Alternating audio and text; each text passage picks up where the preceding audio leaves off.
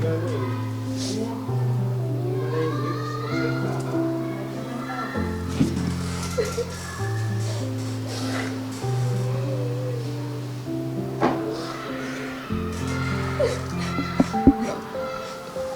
mo yung sarili mo, ikaw lang nagsasuffer mag-isa. Dalawa kayong gumawa niyan. Ano po ka doon? Pagpasensya mo na kami. Umupo ka doon. Alina, ay, Alam mo ayaw ba? mo magawan yan. Ay, huwag patuwin yan. Ayaw mo magawan yan. Ay, kailan ako. Gawang ko. Gawang ko. Ali, ako may kasalanan. Alay ang kasalanan yan. Diyan po. Diyan po. Ayaw pa nagawan yan nga po. Alam kong masakit ang ginawa ng anak namin sa iyo, Karen. Alang-alang sa mga bata. So, anong decision mo, sir? Doon sa pag-file ng kaso sa for infidelity, sir, tuloy po ba o hindi?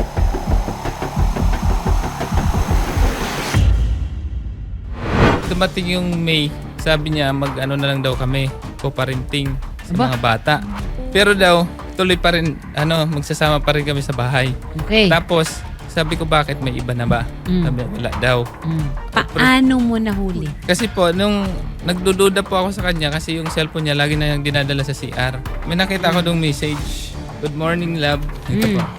Ayan, good morning, love. Love, ako Oh, din, yeah. miss na kita.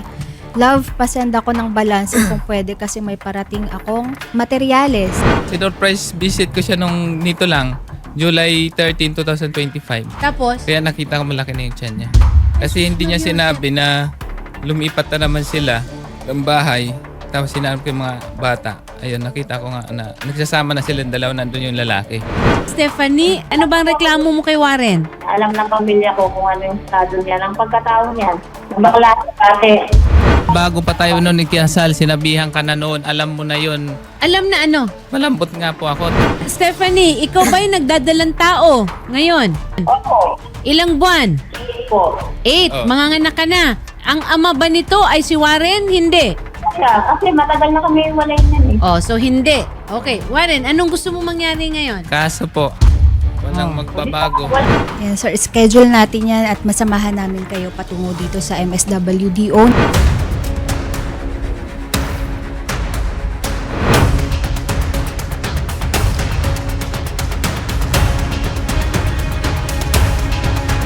Kumusta kayo since the last time na nakausap niyo siya, nakapagpatulfo po kayo? Okay naman po kami. Pero hindi ko na siya nakausap about doon sa mga bata. Ang nakakausap ko lang yung mga bata po. Kumusta ba siya bilang misis at nung una? Okay naman po kami sa bahay kasi iniintindi ko siya. Tapos hanggang Sunday, tinutulungan ko siya ng mga gawaing bahay. Ako po yung mga gumagawa para makapag-rest siya. 12 years po kami mula nung umalis siya. Pero ngayon, nasa 14 years na kami. Paano dumating sa point na parang nagkalabuan kayo and then later on, meron na pala siyang iba kaya siya nagkakaganon? Ano po, nararamdaman ko po, lagi na siya naghahanap ng mag-away kami. Tapos, yun lang, mga ganun-ganon. Tapos dumating po ng May, niya, sabi niya na makikipag-co-parenting na lang daw kami. Pagdating ng April 13, lumuwas siya ng Maynila. Natuklasan ko, pumunta pala siya doon sa lalaki niya. Kasi birthday, mga siguro 19 ko na ata yun, April 19, nakita ko nga yung message doon sa, yun nga, sabi niya, good morning love, basta tawagan nila love. Tapos may screenshot pa doon na nagbibideo call sila. Etong si Fernan na supplier niyo di umano his product, kilala mo siya, sir? Nakausap ko lang siya nung nag-order na ako. Doon lang, Opo, ganun lang. Fast forward dun sa nahuli mo siya na malaki na yung tiyan. Hagilap kami nung kasama ko kasi nakamotor kami. Yun, natuntun namin dyan kasi tinawagan ko yung anak kong lalaki, yung panganay. Nagpasend ako ng share location sa Messenger. Kaya natuntun namin sila dyan. Tapos pagdating ko dyan, ayaw pa nga niya lumabas kasi nga nagtatago. Siguro yung tiyan niya, tinatago niya. May nagtatrabaho doon na nagkatok. Yun, nung nakita niya na hindi ako, lumabas siya. Tapos nandito lang ako sa gilid, nagbibideo ako. Tapos bumalik siya dun sa loob. Pagbalik niya sa loob, sabi ko, hindi ka lalabas? Ay, hindi mo ito bubuksan yung pinto. Sabi ko, yung mga bata lang yung kailangan ko. Sabi ko, palabasin mo yung mga bata. Ayaw niya kasi palabasin. As di, tagal ako nagkakatok doon, sinisira, ginaganon ko na yung sobrang lakas ng pintuan. Andun pala yung lalaki din sa loob kasi naririnig ko nagsasalita eh. Sabi nung asawa ko, ano naman sa'yo kung kami na? Ano naman masasabi mo sa ina-allege niya na di umano parang wala naman ligawan na nangyari at ikaw nga daw ay dati daw ay parang sinasabi niya Becky, may mga ganun siyang allegation. Ano pong gusto niyo sabihin? Hindi yun sa kanila tinago, inamin sa kanila yun. Sinabi sa kanila yun. Tapos sabi pa nga niya, tanggap kita be, sabi niya kung ano ka. Pero kayo sir ay 100% sure na hindi kayo nakabuntis? Opo, sure ako.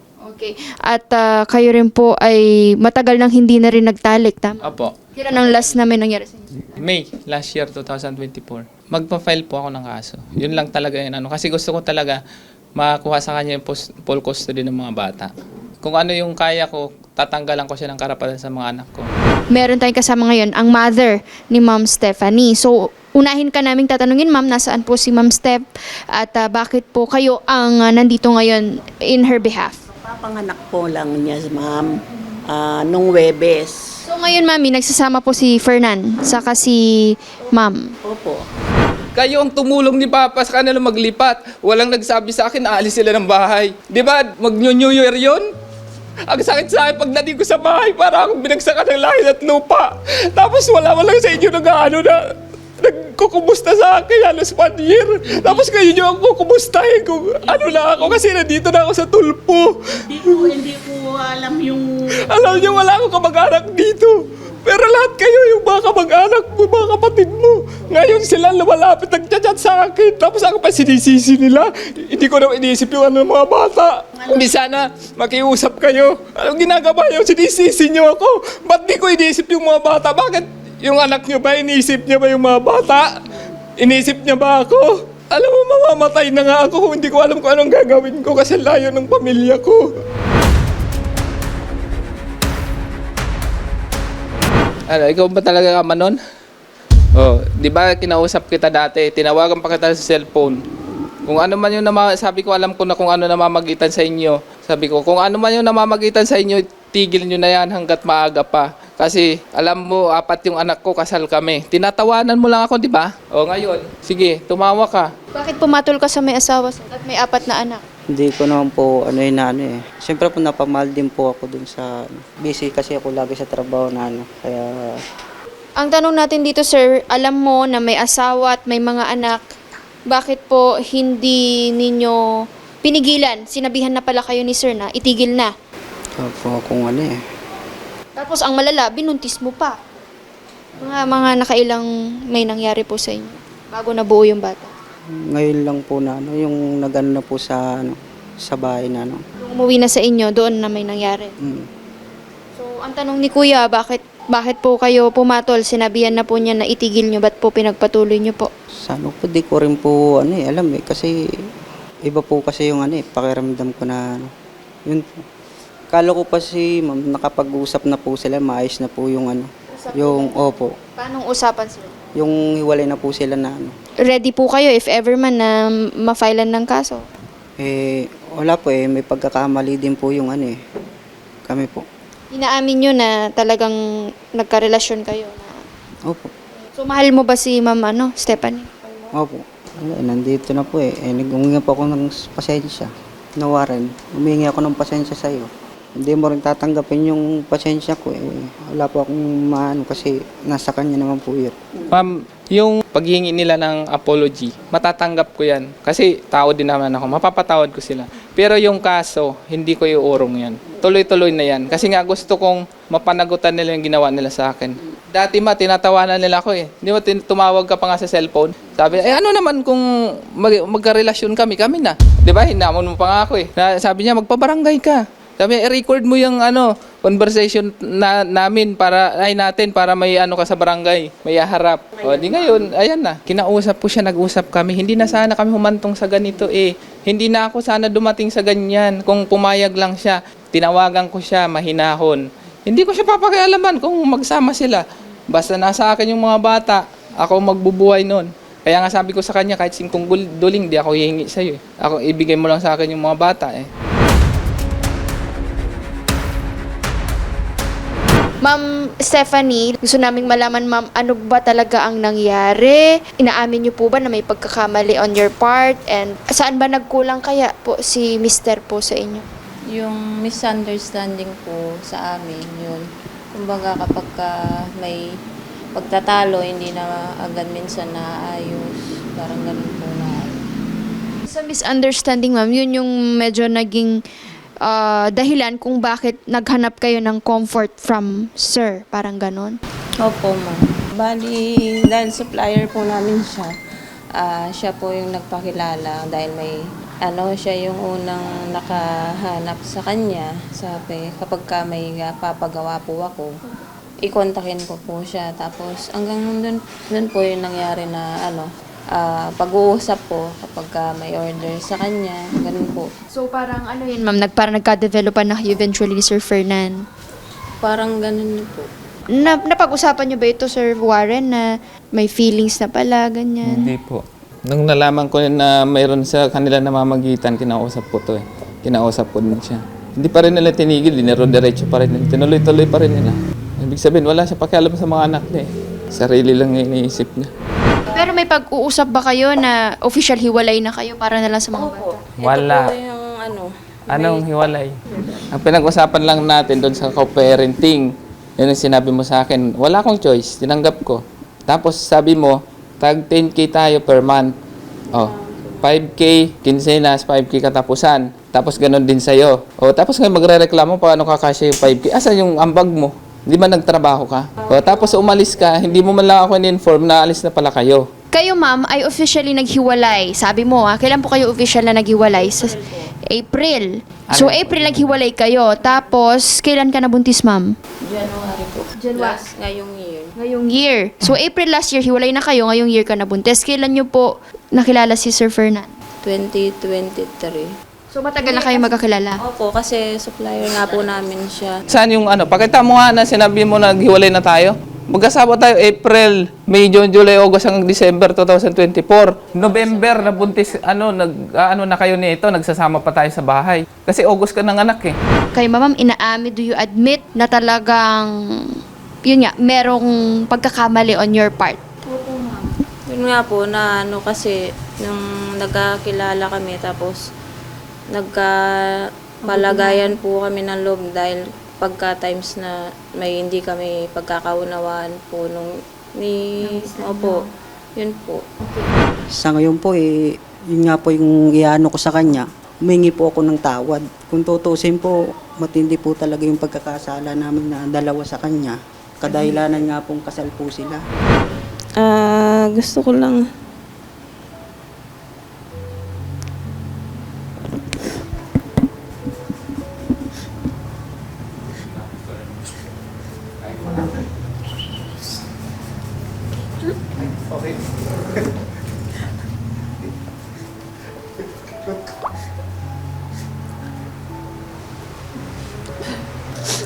sorry, hindi ko alam na naabot tayo sa ganito. Pwede bang makiusap o mo ilayo yung mga bata? Yun lang po yung yung inihiling ko. Pwede na huwag mo ilayo yung mga bata kasi alam mo hindi ko kaya.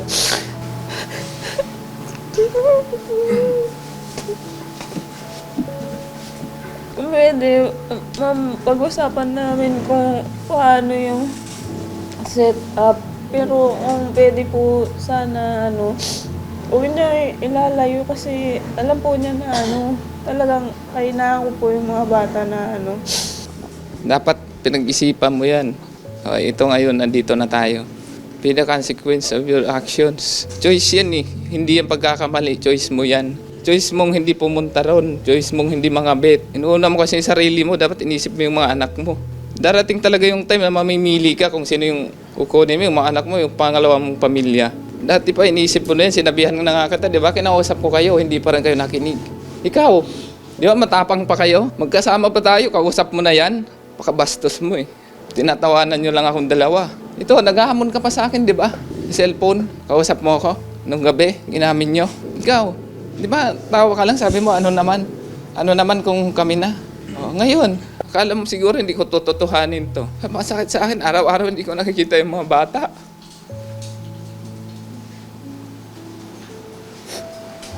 Sobrang pakasarili mo. Pag uwi ko ng New Year, bago mag-New Year, ang sakit ng loob ko. Excited ako umuwi kasi mga kasama ko kayo, tapos yung mga bata wala doon. Hindi mo man lang sinabi sa akin. Kahit kayo, mama, papa, hindi ako sinabihan. Para akong tanga. Tapos ngayon, andyan kayo magbabakawa sa akin. Ano, ganun-ganun lang yun. Nakapanakit kayo, sasabihin nyo, sorry lang. Ganun lang kadali yun. Sobrang selfish mo. Tinanong ako ng anak natin, 5 years old. Sabi niya, sino yung bagong mong mama? Sabi ko, wala na. Kasi sabi ko, pag may bago akong mama, may bago akong baby. Sabi ko, bakit? Sabi niya, kasi si mama may bagong papa na, may bago na rin siyang baby. Hindi na ako yung baby niya. 4 years old lang yun. Nararamdaman niya na hindi mo na siya na mahal. Kaya kong isakripisyo kung anong mayroon ako, malagaan ko ng mga anak ko. Lahat. Ilang years tayo magkasama, 12 years ginawa ko. Paglalaba, pagluluto, pamamalingki, pag umuwi ako ng linggo, ginawa ko yan para makapagpahinga ka lang. Pag may mga sakit yung mga bata, nag-a-absent ako para may katuwang ka. Tinutulungan kita. Tapos, hindi mo malaw ini-inform. Tinanong kita nung nakaraan. Tapos sabi mo pa nung nakaraan, ba't ka pa i-update? Bakit? Sino ba ako sa mga bata? Di ba? Ganyan yung mga ano mo sa akin eh. Ba't mo pa ako i-update sa mga bata? O, makasirali ka talaga. Iniisip mo lang yung kaligayahan mo. Ikaw masaya, yung mga anak mo ba masaya? Ginagamit mo pa yung mga bata eh, desisyon nyo naman yan. Bakit nung nagpapakasarap kayo, kasama ba sila?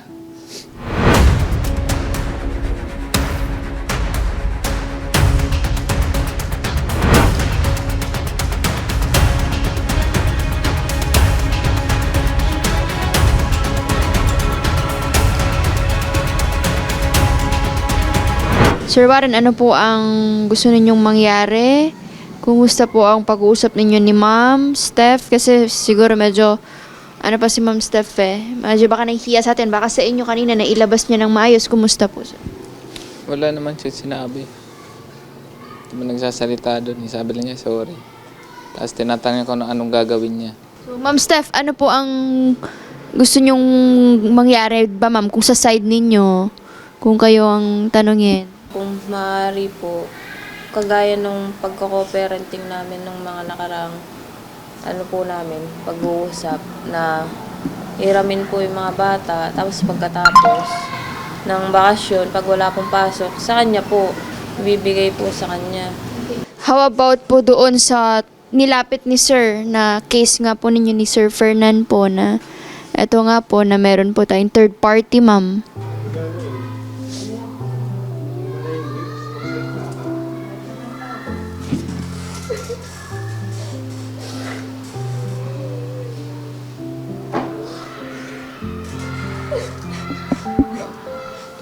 Tingnan mo yung sarili mo, ikaw lang nagsasuffer mag-isa. Dalawa kayong gumawa niyan. Ano po ka doon? Pagpasensya mo na kami. Ano naman? Umupo ka doon.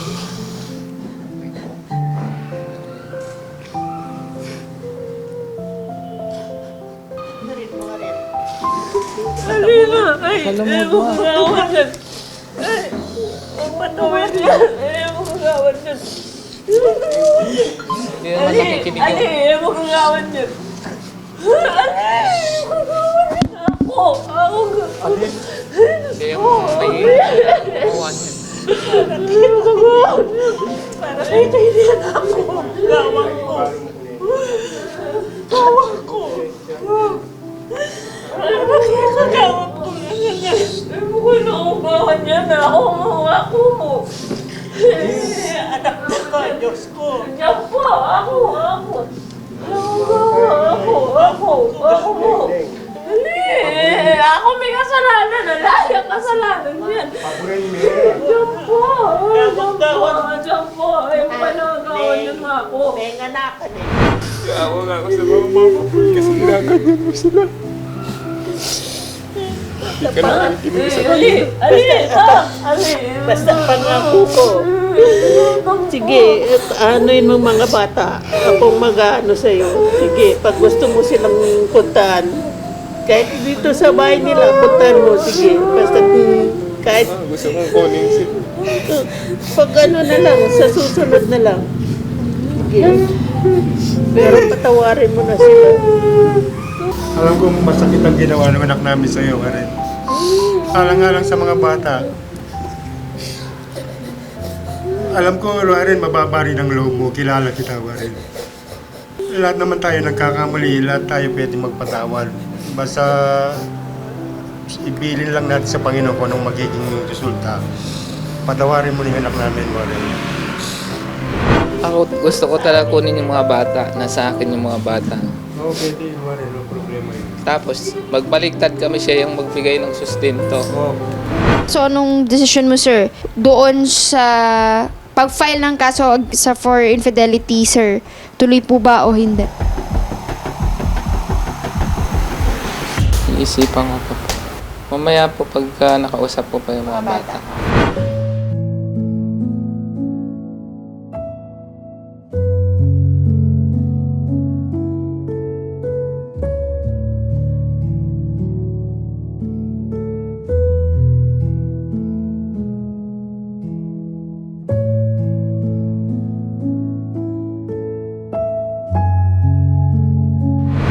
Kung ano na lang po yung gagawin, pagka bakasyon po ng mga bata, doon na lang po kukunin. Uwi na kami ng Samar.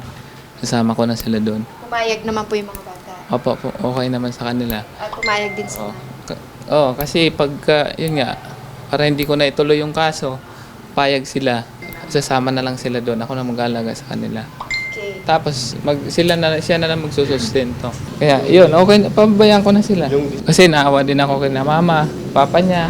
Sir Fernan, hindi na daw itutuloy ni sir yung kaso sa inyo, alang-ala sa baby ninyo ni ma'am. Nagpapasalamat po ako sa ano. May papangako lang pong isa na hindi ko po aanin yung mga anak niya. Kayo, ma'am.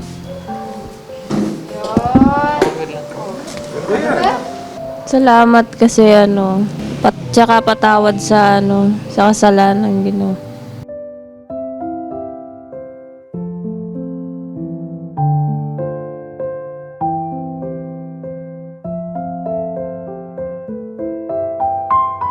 Pagkatapos na lang ng pasukan ay iuwi ni Mr. Lalosa ang mga bata sa summer. Napag-usapan din ang sustento ng mga bata ay 5,000 kinsenas at 5,000 sa katapusan. Iatras na rin ni Sir Warren ang demanda laban sa kanyang asawa. Kung sakaling ito ay di matupad, itutuloy ni Mr. Lalosa ang demanda. Napatawan ni Mr. Warren sina Mrs. Step at Mr. Fernan at malayang makakabisita si Mr. Warren sa Pagiruan sa mother-in-law para makasama ang kanyang mga anak. Magkatapos ng school year ay kukunin ni Mr. Warren Larosa ang mga bata at iuwi ito sa Samar.